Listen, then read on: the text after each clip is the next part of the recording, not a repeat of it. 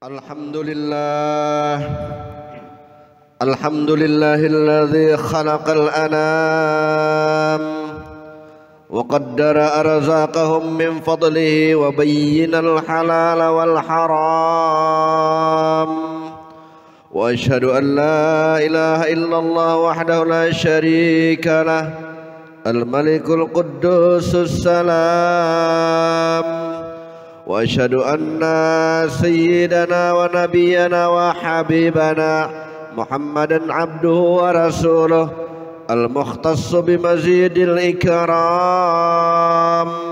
Allahumma salli wa sallim wa barik ala sayyidina Muhammad wa ala alihi wa ashabihi dhawil fadli wal in'am.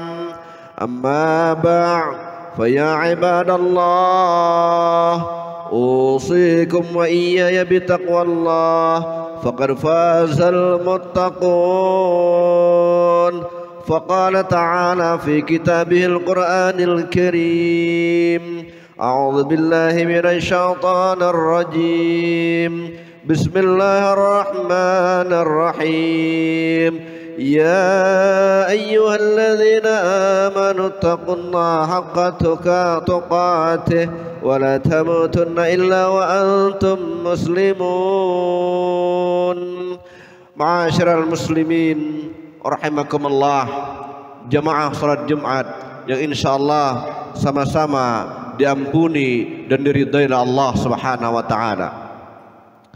Dalam kesempatan khutbah Jumat kali ini, kembali tak segan-segannya kami mengajak segenap kaum muslimin, khususnya jamaah salat Jumat pada siang hari ini, untuk kembali memperbaiki, memperbaharui dan meningkatkan kualitas keimanan serta ketakwaan kita kepada Allah Subhanahu wa taala dengan cara yang sebenarnya, yaitu melaksanakan segala apa yang diperintahkan Allah Subhanahu wa taala dengan penuh keikhlasan dan menjauhi segala yang dilarangnya.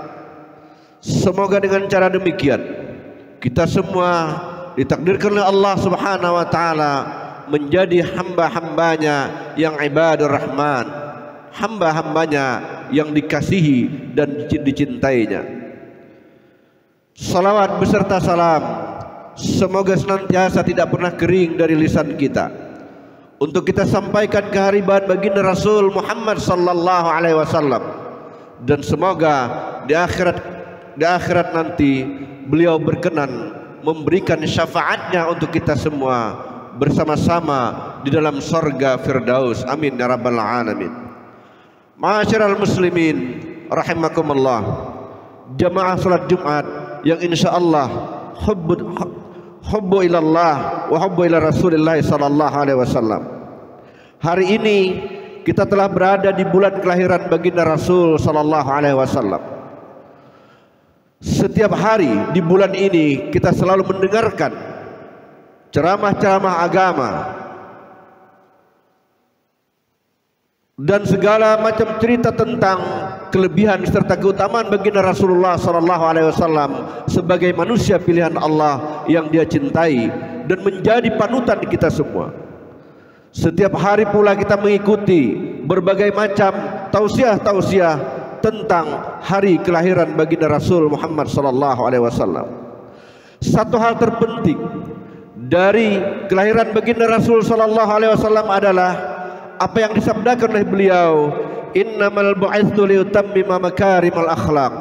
Sesungguhnya aku diutus oleh Allah Subhanahu wa taala ke dunia ini hanyalah untuk menyempurnakan akhlak manusia.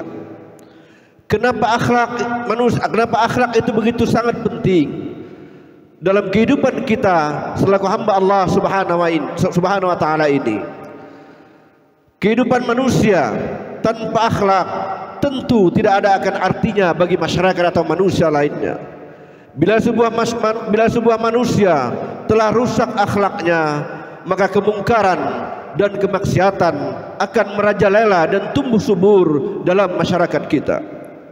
Dalam perjalanan sejarah manusia, cukup banyak kita saksikan beberapa masyarakat yang berada dalam kehidupan dan kehancuran disebabkan oleh rusaknya akhlak manusia itu sendiri.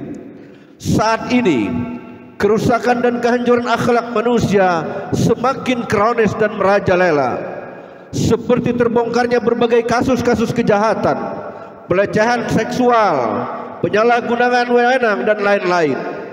Jika kerusakan akhlak ini tidak segera diatasi, maka kelak akan menyebabkan masyarakat kita jatuh dan terjerembab pada titik paling rendah dari fitrah kemanusiaannya. Oleh karena itu, akhlak manusia sangat menentukan bagi kesempurnaan hidupnya baik di dunia dan di akhirat ini. Ma'asyiral muslimin rahimakumullah, jamaah salat Jumat yang insyaallah senantiasa dijaga akhlaknya oleh Allah Subhanahu wa taala. Akhlak begitu penting bagi kehidupan kita, disebabkan karena kehidupan masyarakat akan menjadi makmur. Sebab sebuah masyarakat yang penduduknya berakhlak mulia, mereka akan selalu berbuat sebaik-baiknya untuk diri dan masyarakatnya. Mereka akan selalu melaksanakan amanah yang dipercayakan masyarakat kepadanya sesuai dengan haknya. Mereka bekerja dan berusaha untuk sebesar-besar kemakmuran masyarakat secara nyata, bukan kamuflase. Maka orang-orang yang berakhlak itu, mereka belum merasa senang jika mereka belum bisa memberi manfaat kepada banyak manusia. Mereka belum merasa tenang dan tentram jika amanah yang diberikan kepadanya belum ditunaikan secara benar, dan mereka belum bisa bergembira jika masyarakatnya belum mencapai kemakmuran. Karena itu, orang-orang yang berakhlak mulia ini digambarkan oleh Allah Subhanahu wa taala dalam Al-Qur'an bagaikan sebuah pohon yang rindang yang buahnya senantiasa memberi manfaat kepada manusia, lantaran orang-orang yang berakhlak itu tidak pernah berkata kecuali kata-kata yang baik dan tidak pernah berbuat kecuali perbuatan yang baik. Allah Subhanahu wa taala berfirman, A'udzubillahi minasyaitonir rajim. Bismillahirrahmanirrahim. Alam tara kaifa daraballahu mathalan kalimatan thayyibah kasyajaratin thayyibatin asluha thabitun wa far'uha fis sama' tu'ti ukulaha kulla hinin bi izni rabbiha wa yadribullahu al-amsala lin-nasi la'allahum yatadhakkarun. Artinya, tidakkah kamu perhatikan bagaimana Allah telah membuat perumpamaan kalimat yang baik seperti pohon yang baik, akarnya teguh dan cabangnya menjulang ke langit. Pohon itu memberikan buahnya pada setiap musim dengan seizin Tuhannya. Allah membuat perumpamaan-perumpamaan itu untuk manusia supaya mereka selalu ingat. Ma'asyiral muslimin rahimakumullah, jamaah salat Jumat yang insyaallah senantiasa diridhai oleh Allah Subhanahu wa taala. Sebab kedua mengapa akhlak atau moral itu menjadi penting ialah karena akhlak mampu mengontrol dan menghentikan tindakan-tindakan kejahatan. Sebab perilaku kejahatan akan lahir karena tidak adanya akhlak bagi pelakunya itu sendiri. Atau ada akhlaknya tetapi kadarnya sangat lemah sekali sehingga tidak mampu untuk mengontrol dan mengekang hawa nafsu jahatnya. Tidak pernah kita jumpai dalam sejarah manusia manapun bahwa orang yang berbuat jahat itu adalah orang yang berakhlak. Tidak pernah ada, karena tidak ada ajaran akhlak yang mengajarkan kita untuk berbuat jahat. Ajaran Islam secara lengkap dan sempurna telah mengajarkan akhlak kepada manusia, sebab akhlak itu dapat sesuai dengan fitrah manusia dan tidak akan bertentangan sedikit pun dengan nuraninya. Karena itu, setiap manusia muslim yang beriman, yang taat pasti memiliki akhlak yang luhur. Maka sangat ironis sekali jika kemudian ada orang yang berakhlak tetapi justru dia tidak menjaga kemaslahatan di sekitar kehidupannya. Semoga Allah Subhanahu wa taala menjadikan kita semua sebagai hamba-hamba Allah yang berakhlak mulia, mengikuti segala sunnah-sunnah Rasulullah yang beliau contohkan kepada kita semua. Semoga momentum kelahiran baginda Rasul Muhammad SAW ini benar-benar menjadi suri teladan bagi kita untuk mengikuti segala sikap, tingkah laku dan perbuatan baginda Rasul SAW yang senantiasa terkontrol dengan akhlak mulianya.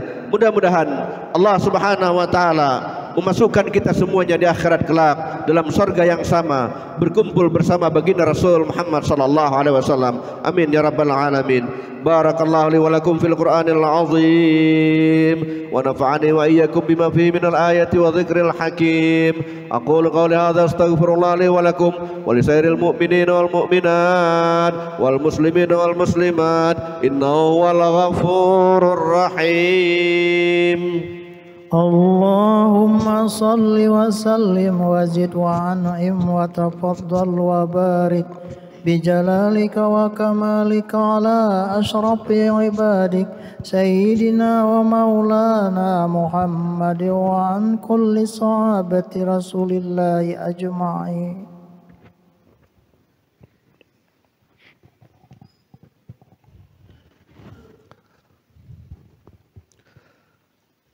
Alhamdulillah hamdan katsira kama amara.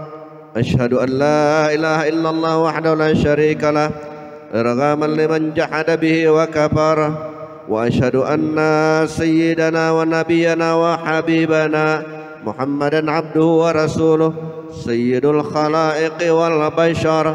Allahumma salli wa sallim wa barik ala sayyidina Muhammad wa ala alihi wa ashabihi masabil ghurar.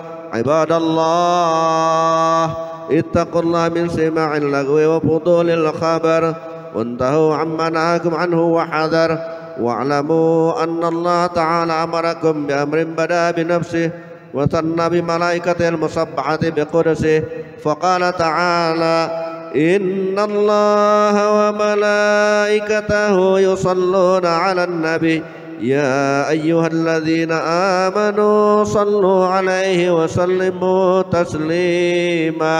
اللهم صل على نبي الرحمة وشفيع الأمة ورضى اللهم على أصحابه وقرابته وأزواجه وذريته أجمعين وعلى الخلفاء الراشدين أبي بكر وعمر وعثمان وعلي وعلى بقية الصحابة والتابعين وتابع التابعين ومن تبعهم بإحسان إلى يوم الدين وعلينا معهم برحمتك يا أرحم الراحمين. اللهم اغفر للمؤمنين والمؤمنات والمسلمين والمسلمات الأحياء منهم والأموات إنك سميع قريب مجيب دعوات ويا قاضي الحاجات. اللهم أنزل بركاتك من السماء والأرض على هذه قريتنا تنقرن يا الله يا رحمن يا رحيم يا سميع يا بصير يا قاضي الحاجات يا مجيب السائلين. اللهم اجعل ولدنا ولدا صالحا وصالحة وبر الوالدين وطاعة لربي ولرسوله. ربنا آتنا في الدنيا حسنة وفي الآخرة حسنة وقنا عذاب النار. عباد الله إن الله يأمركم بالعدل والإحسان وإيتاء ذي القربى وينهى عن الفحشاء والمنكر والبغي يعظكم لعلكم تذكرون. فاذكروا الله العظيم يذكركم واشكروه على نعمه يزدكم واسألوه من فضله يعطيكم ولا ذكر الله أكبر والله يعلم ما تصنعون. أقم الصلاة.